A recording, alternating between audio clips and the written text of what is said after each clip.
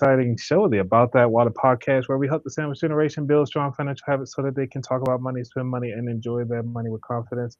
Today, I have somebody who, by all means, definitely needs a round of applause. He's been doing this for well over 20 years, really helping out the financial industry, not only for just yourself, but also from venture capitalist perspective.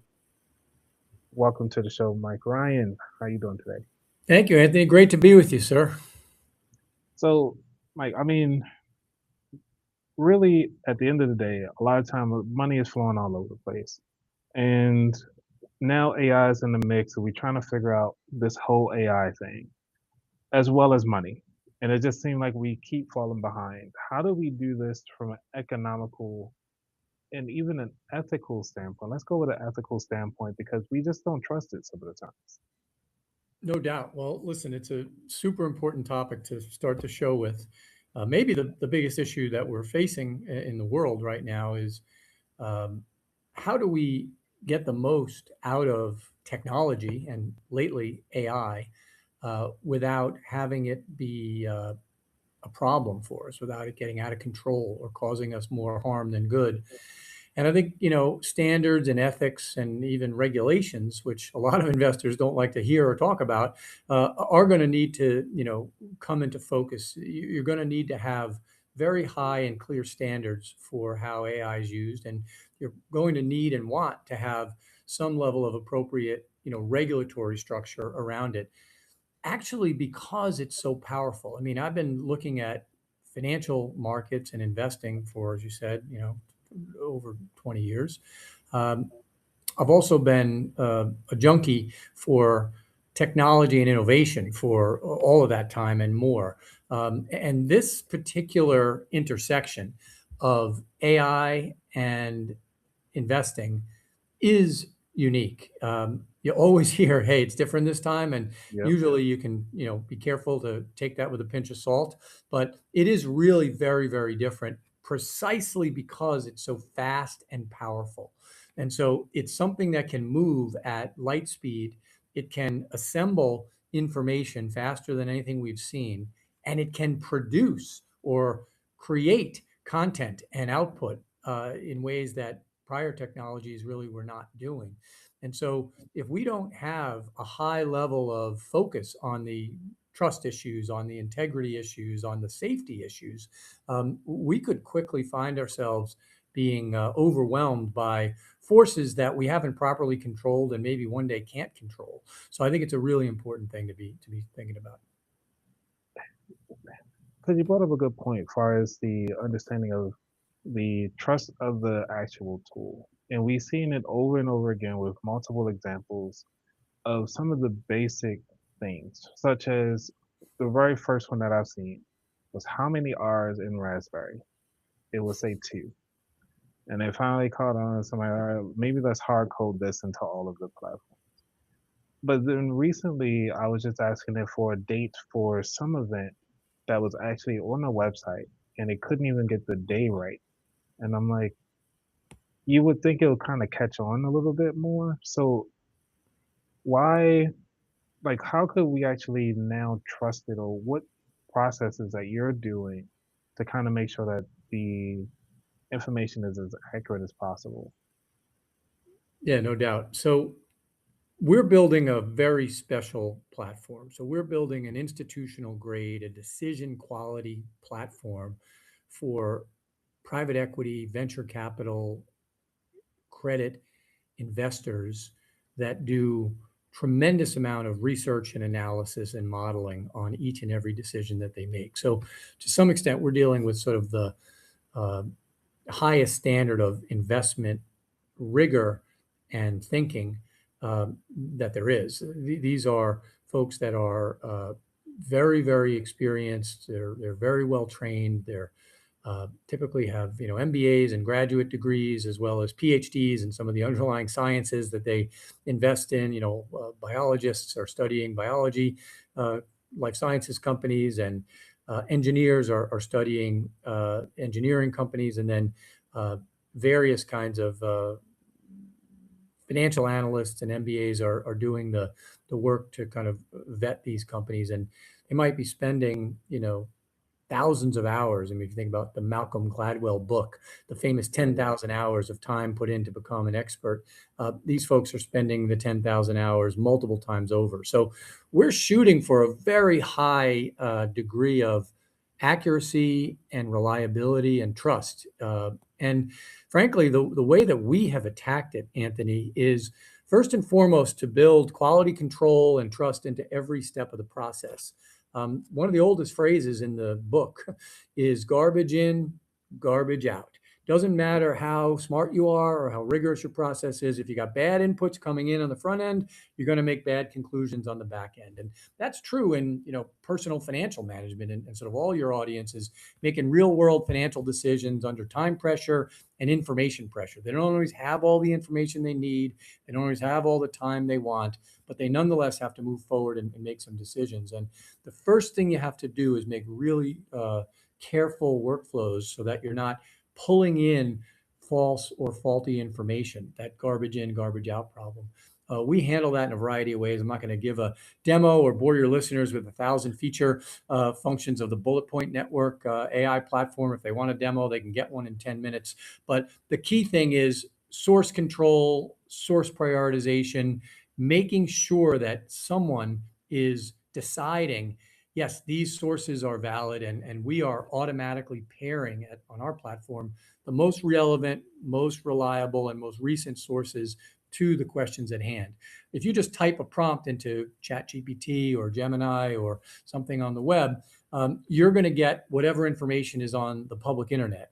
And it's not typically prioritized in any fashion. So the first thing we do is prioritize a set of sources and organize a database so that the information being used to drive the answers that you're getting comes from those trustworthy, reliable sources. Second thing we do is we give you visibility into it. We may have done the automatic pairing, but we tell you what sources were used. And if you don't like some of those sources, you can deselect them. Say, no, let's not use those. Let's use these. Just like you might if you hired a smart young person to work for you, a human being. You might say to her, hey, I want you to look at this topic, but please don't look at these sources. These aren't helpful or reliable. Let's focus on these. I know these to be good ones. And then you get a footnote or you get transparency. You can see the actual chunks of information that we're driving your stuff. So that's the very first thing we do. The second thing we spend a lot of time on, because our core users and our clients are numbers oriented people. They're typically trying to think about, if I invest at this price, will I make a 5x return over this time period? And will that be an acceptable IRR or rate of return given the risks that I'm underwriting or taking? So numbers matter to them quite a bit. We enable them to connect their own trusted spreadsheet into the analysis. So you don't have to worry about AI guesses doing all the calculations. You can use inputs you trust, formulas you know because you saw the spreadsheet, and outputs that you trust. And so the connection between trusted sources and trusted numbers is very, very important to us. But the last thing, which has kind of been implied in all the answers I've given you about this, is you need a person. We call our platform AI plus one. The AI is doing its thing, but you're the one. You're the person who has to supervise, control, decide, ultimately edit with nuance and judgment the conclusions that come out. So you can't go and shouldn't go on autopilot where you just sit back and let AI do 100% of the job. But if we can save you 80+% of the time and give you a higher quality, more rigorous answer, that's a win. And if you do that with an AI plus one framework, you can come out far, far ahead. I mean, I think, one of the many issues that people are grappling with today, in addition to like, is the answer trustworthy and reliable, is, is this thing going to help me or is it going to take away my job? Is it going to hurt me in my life? And, what I often say is it's unlikely that AI on its own is going to take your job, but you may lose your job to someone who's using AI better than you, who's building in workflows and trusted processes and being a smarter, better user of this powerful technology. And that's what we're trying to help our clients to do. And that's what I think a lot of your audience is probably spending its time thinking about. How can I use this to help me to be high ethics, high trust, high control, and to get efficiency and power without having some problems hit me? Now, you talk about the use of AI and how the person can actually utilize it. So take us through as if I'm brand new coming in to meet your company for the first time. looking at the demo, hey, that sounds great. I want to go ahead on and say, as a business owner, I'm trying to look into how to invest my money the proper way, so that I can vet other companies before I decide to invest in them. Is it something like, hey, I got to come up to you with, hey, I got like $10 million. Hey, I'm ready to invest inside company X. And you guys will actually run the model against it just to kind of say, like, hey, this is a good or bad, like thumbs up, thumbs down type deal? Or is it more? Yeah, great question. So we basically have templates and prompt libraries. We have 500 battle tested prompts that have been used by many, many investors and tested and evaluated by us many, many times. We make that available to you. If you're looking at a company, you might have questions about the people, the team, the leadership, the management. You might have other questions about their customers, their competitors. What's their ecosystem look like? Who are they going up against? What is their product or service? How are they pricing it? What's their delivery? And you might have other questions about their intellectual property, their moats, their competitive advantage. We've got that and many other categories sort of scoped out with a battle tested array of prompts. We also have fully configured templates that can do certain things right off the shelf and are very well organized and have good flow and connect into spreadsheets and charts and tables with numbers. But for both of those, whether you build it from scratch, just a white sheet of paper, and you say, let me pull in the sections I want to analyze, or whether you start with a template of ours, you can immediately tailor and customize it because each company is unique. And so even though the template might be a good starting place, this company today is going to differ from a company that I analyzed a week ago or a month ago. And so you want to be able to configure and tailor it precisely. I mean, customer concentration might be a very big issue for this company, whereas patents and intellectual property might have been a very big issue for the last company. And so you have the ability to sort of start with a template and move very fluidly through tailoring and customizing it your own way. Interestingly, you can just write questions of your own. You can type with your own hands, just like you can with ChatGPT. And so you don't have to live just with the prompts and the template library. You can ask your own questions and you'll still get that quality control layer. We'll still pair your prompts with the most relevant and appropriate sources to give you the best possible answers. And then if you want to go further and do spreadsheet modeling, you can take our templates and you can drive your own assumptions into them. You can also stress test the assumptions that are there. You can actually ask, do research on these assumptions. Are these reasonable assumptions? Do they look about right to you, AI? And then it'll give you a full array of evidence and it'll tell you, yeah, this assumption is well supported by the evidence we have.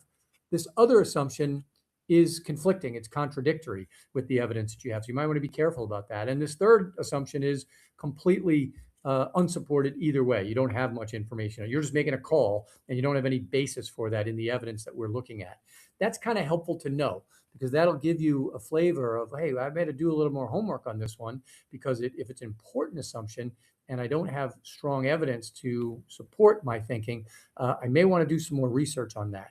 So you can come into using our platform and you can know exactly what you want. And frankly, a lot of our fund clients, a lot of our institutional venture capital funds or private equity funds, they have their own templates. They know exactly how they want to look at an enterprise SaaS company. They know exactly how they want to look at an AI native company or a professional services company or a plumbing supply company or a manufacturing company. They have frameworks and formats that they have used many times. If that's the case, we mimic their framework. We don't impose our own. We do what they want. And if you come to the table with your own approach, these are the topics, these are the ways calculations I like to see done, we mimic and follow that. If you don't, you can use our templates and our 500 strong prompt library to build your own analyses very, very quickly. I mean, most people can get a first piece of research and analysis done on our platform in about 10 minutes. They can get a very high quality piece of work done in about 5 hours. And that would include tailoring, iteration, spreadsheet calculations, charts, tables, numbers. By the way, lots of smart institutional investors might spend 5 weeks, or some might spend 5 months studying a company before devoting 10 million or 100 million or more of capital to it, because these are big decisions. These are mission critical decisions for their firm and for the people involved. So they might not rush, but they still want to be efficient and get high quality, thorough, trustworthy information in their hands in the first day, and then they can iterate and collaborate with their team for as long as the process allows, as much research and thinking as they want to do, and as much case building. We can do upside case, downside case, base case, all kinds of scenarios. All this stuff is made much more possible by automated AI workflows, but it shouldn't replace the brain and the human thinking that they do. And the AI plus one concept with a human directing and controlling the process is what we preach. Thank you for that. Because I just want to shout out to the people that are listening right now. Thank you, Dr. Seth, for tuning in. She actually posted a comment in here, which she 100% agrees with you, um, which is to say, like, yes, we can. Like, we must supervise AI, and that's very important on to know your stuff. But also, you need to like, if you don't, you can't vet AI. And it's kind of an odd way of putting that phrase, but I understand what she's saying. It's like you really can't vet it without really knowing. But yeah, you have to know I yourself agree. before you can I trust think it's anything. Yeah. super insightful comment from her. And I think we're actually getting into another golden age of domain expertise, is what I Mm, call it.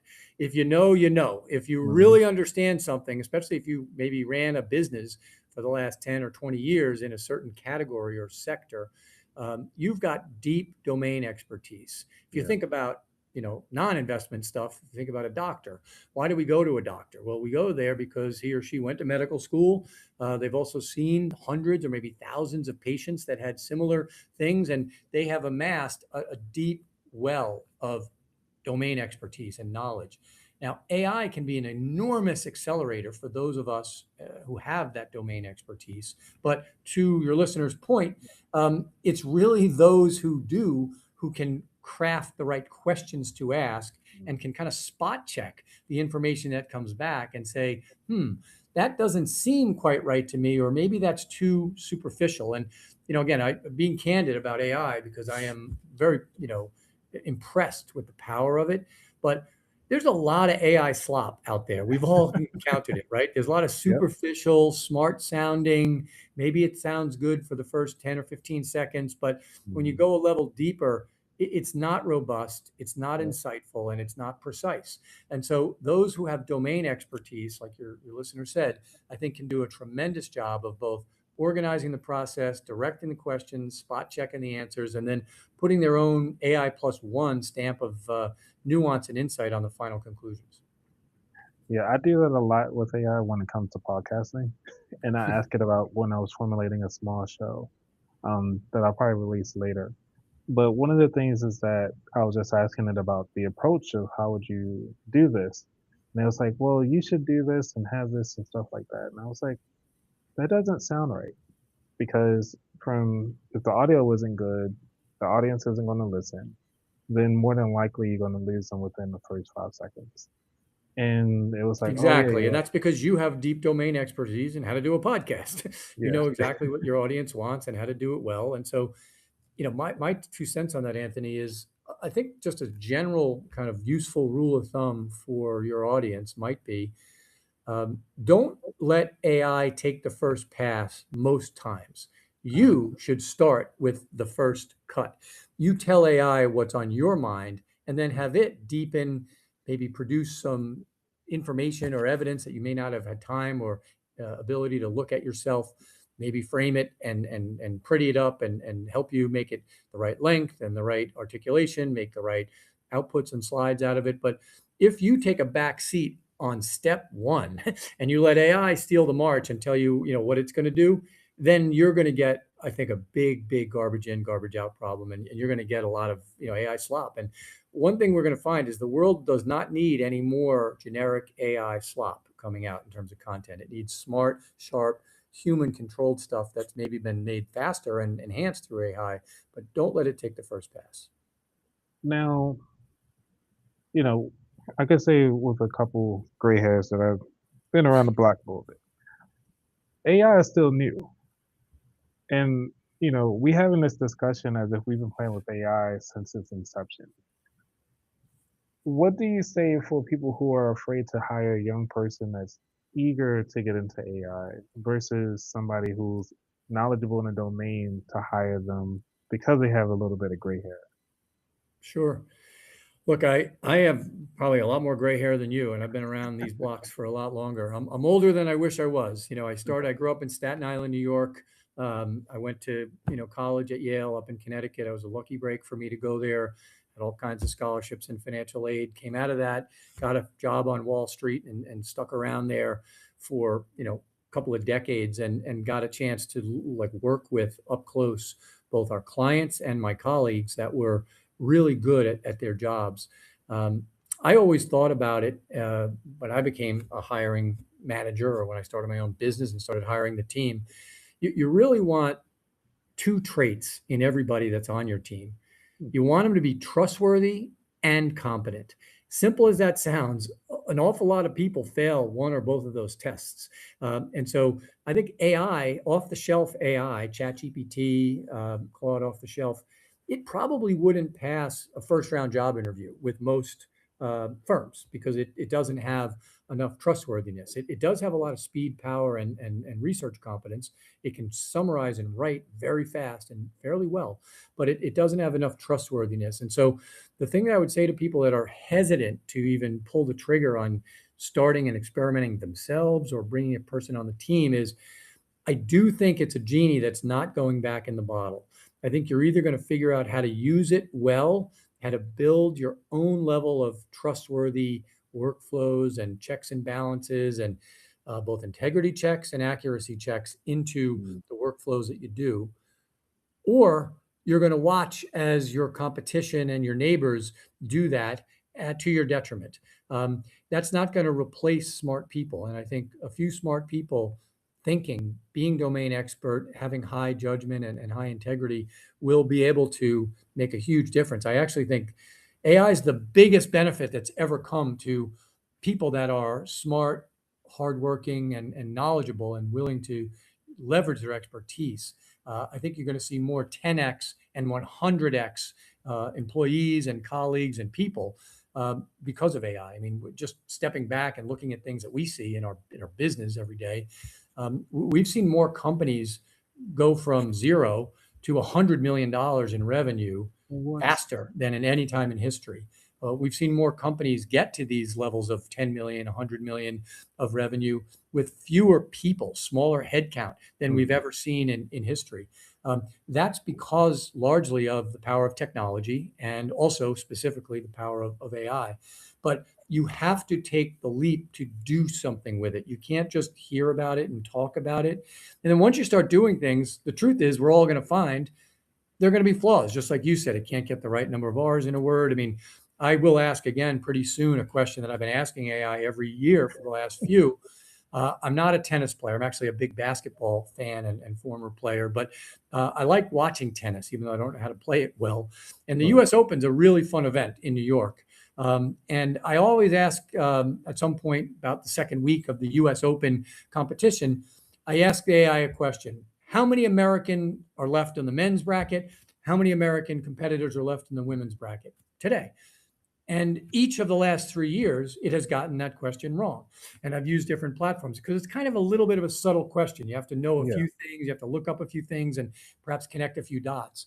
And so I'll keep asking it those kinds of questions, and I'll keep trying to build source piles and footnote transparency and workflows to try to help my AI, the kind I'm relying on when my reputation is at stake or when my capital is at stake as an investor. I want to make sure that I've got more process control and source integrity than I can get from my little US Open question. But I'm going to ask it again this year. I've asked it of Perplexity. I've asked it of Claude. I've asked it of various OpenAI models as they've come out. I'll do it again. And I'm hoping that here in 2026, we can get the right answer at the beginning of week two, because that would be Did a you say that? real step Did you forward say that for me. you hope it'll be the same thing 2025? Like I Yeah. hope it. I'm hoping that it'll be better, and that is the truth. I mean, AI is really moving fast, and what AI can do today is very much different, like almost night and day, unrecognizably different than what it could do. And the so-called chat GPT moment of late 2022. In just these, 3 to 4 years, you've seen tremendous improvement, but it's still not fully trustworthy. And you still need some process and quality controls in there. Otherwise, you're going to get left embarrassed or, disappointed. Yeah, I had recently interviewed somebody who I believe they acquired a bank, a fintech bank, and what they wound up doing was firing about 60% of the staff because of AI. And then still was able to maintain the still level of work. So, from your perspective and the way how you're growing your business, are you, because I know you mentioned that you do it twofold, are you going to try to tend towards to kind of shift more AI, or are you going to start to bring in more people with expertise and long length of knowledge into your business? Great question. We have both. I am, again, a bit of an old dog, uh, hopefully learning new tricks here. Um, I like people that have credibility, have expertise, and have enough scar tissue from mistakes they've made and things they've learned and people they've worked with to recognize patterns and make smarter decisions, including recognize where they may be blind or wrong about certain things. And that's not an easy thing to find. I mean, people that are truly skilled and have taken those experiences and translated them into useful ways to process information, make better decisions, give better advice. Those people are few and far between, but we want everyone at our company to be one of those people. So we sometimes call them Renaissance reps, with a nod to the Renaissance era of Leonardo da Vinci, where people were good at many things and they had a tremendous breadth of skill. And it's almost amazing what was accomplished in the world during that period of time in art, in science, in life in general. So we want our team to be full of Renaissance reps. It does come down to if you're an analyst, you have to be good at financial analysis. So we hire people that have done a lot of financial analysis and have built thousands of spreadsheets and written many investment memos themselves. They can both do that work exceedingly well, and they can help us build AI process and skill test it, sanity test it, and quality and control it. Similarly, we have a big software coding operation here, but we have 10x, or I think now approaching 20x engineers. We're AI native, and so we're doing lots of Oh, stuff with wow. AI coding. But you need those people to have a slightly different skill set. It's not just about writing the code; it's about designing the project and quality controlling the output, and that's a different level of skill. So I think in general you're going to want fewer better people, and that's a little bit scary for us. I mean, again, I like to think about my own career. I mean, I started out, I wrote a lot of research reports and analyses, and built some models that were used by the whole of the firm at times. But to be candid, a lot of the work that I was doing was and would have been appropriately called quote unquote grunt work. And if what you're Hey, doing hey, is there you grunt go. work today, Yeah. you're probably not on a path to great success. You need to Mm. sort of be willing to work hard, but you need to have some more value added because AI can do the grunt work faster and better than the grunts like me. And so now you basically need to be a bit smarter and have a bit more intuition, insight, judgment. The skills that I think will never go away, Anthony, are creativity, Mhm. having an idea, having insight at the conception of something, um, persuasion, having the ability to communicate and do Yes, so that one. convincingly and sell, and then judgment, being able to make a final decision, taking all the inputs in balance. They don't all exactly weight equally, and making a conclusion. And so creativity and persuasion and judgment, I think those skills are more valuable than ever, far, far from going out of style. You're hitting a key point right there when you said persuasion, they were talking about how they are hiring more people who can tell stories. Mm. Then they can do hard skills of like the STEM. They want people who are great in the like not lit, but literature, who are good storytellers and so forth. And that brings up a good point of as we go through to the features now of from my perspective, I found that AI is pushing lazy people to be more proactive and answer things faster than they had been before. Like pushing projects, oh, well, I can get to it when I can get to it. I can do it, whatever. But when you get somebody that's from like out of high school, like, oh, I can just use AI right quick and just beep, beep, beep. And then next thing you know, they're producing close to 80% of 100% of somebody producing out. And management think that's great. And then now they're causing that person with the expertise to kind of step up a bit. Are you seeing that same thing in your industry? I am. I think it's literally raising the bar. If you are doing something that is easily replicated or replaced by a routine, a software program, or an AI prompt, then you're probably going to have to do something different and do it fast. Um, I think raising the bar is a really good thing for society. It's scary though, because Yeah. if it's my job, that might be eliminated. And what I thought was so valuable and value added is now easily, reproduced by AI. That's really scary for me. I'm going to have to learn some new things. I might have to have some skill training. I might have to start in some different areas and fields. But I don't think it should be alarming to us as a society. If you think about the Industrial Revolution or the Agricultural Revolution, it used to take virtually all of us, 90+% of us, working in fields to just feed ourselves, just to Yeah. basically have the food to stay alive. Now we have 1 or 2% of the population with a lot of technology working to feed ourselves in countries like the United States and the G7. And that transformation has unleashed all the other people to explore their potential and learn new things and do new things and become more creative and impactful. We went through that, of course, with the Industrial Revolution, when Mhm. railroads and factories came in and lots of workers were displaced from their jobs by machines. And we're going to see another huge wave of that with robotics. We already have pick and pack machines doing simple robotics, but we'll have more humanoid robots doing things. And that can be very scary because a lot of labor is going to be displaced. But I think, again, over the course of time, if people are open minded and open to reskills and retraining, they can be unleashed to do higher and better things. But I'm not going to say it's not scary because it really is. And it's very humbling. I mean, again, I was kind of proud of my work growing up at Goldman Sachs, and it helped me to become a partner there and, be held in high esteem and, be on management committee and partnership committee and this and that. And then I went to, Harvard's endowment, and I managed $6 billion of direct investments and allocated another $12 billion as a limited partner LP in other people's funds. And I think I was, generally considered to be smart, hardworking, doing a good job.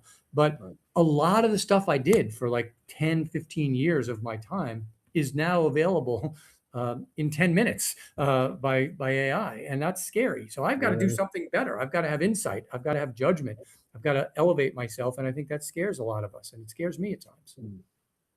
So, I mean, for the sake of time, is there anything that we didn't touch on that you think we can touch on right quick before we get to the final four questions? No, look, I think there's a lot of similarity between what uh, people are doing with their own, personal finances and what institutions are doing with their own investment process. Um, Boiling it down, we're making high consequence decisions. I mean, I might not be, making a decision like a private equity firm to invest $100 million in a single company tomorrow, but the decision I make as to whether to put my money into this mutual fund or that mutual fund, and whether I buy this insurance policy or that insurance policy, that's equally high consequence for me and my family. And so when you're making high consequence decisions, what do you want? You want good information, you want rigorous analysis, and you want clear thinking. And to the extent that you use modern tools that can assemble information faster and keep your brain and your head on your shoulders, I think that you can make better, smarter decisions. Where I think you can get into a dangerous place is if you don't do it at all, if you don't modernize your workflows at all, you might Mm. be passed by.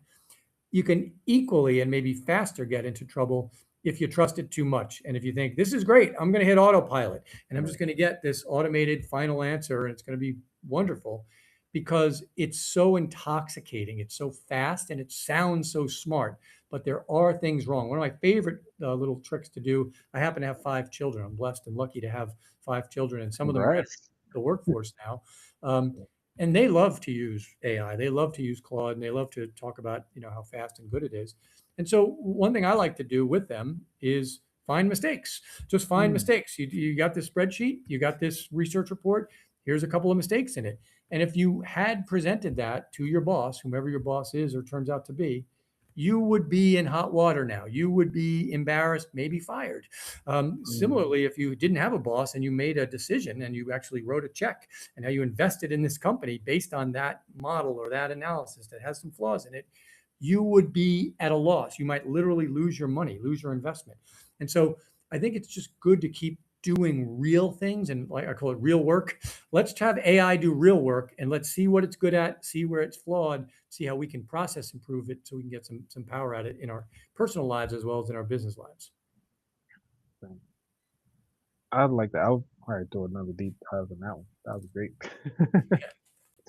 So, ready for the final four questions? Sure, absolutely. Fire away.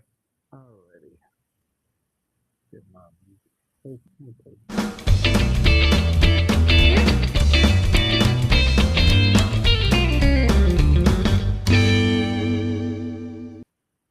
Alrighty. So, final four questions. Question number one.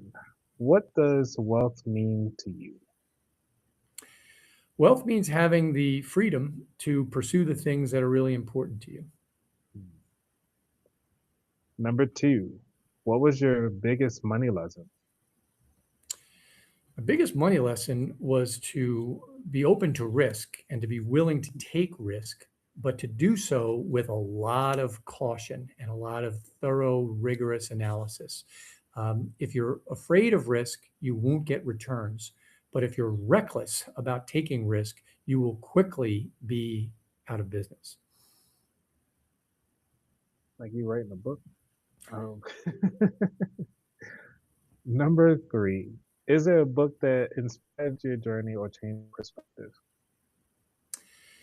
Well, there's a couple of books that have really been great for me, and I recommend them and I hand them out to a lot of my colleagues and friends. One is the original Graham and Dodd Value Investing. Um, Not many people read it because it's kind of long and dense. There are some shorter versions of it, but it gives you an incredible grounding in the principles that really define a good investment and a good business. A more recent book that's more on the VC side is called Zero to One by Peter Thiel.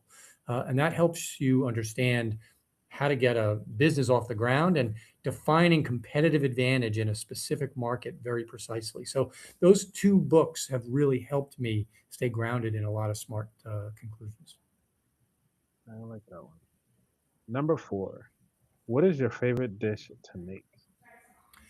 My favorite dish, first of all, I'm again blessed. My mom, who's up in heaven now, was a tremendous cook, and then my wife is also a tremendous cook, and so I get the benefit of eating well without cooking a lot, which is a great way to live a life to this point. But when I do cook, I like to make Italian food. I like to make chicken parmesan and lasagna using my mother's recipes, and so those are my favorite things to cook. Unfortunately, I don't make them nearly as well as either my mom or my wife. So if you get a chance, take theirs, not mine. But I can put some food on the table that we can both enjoy.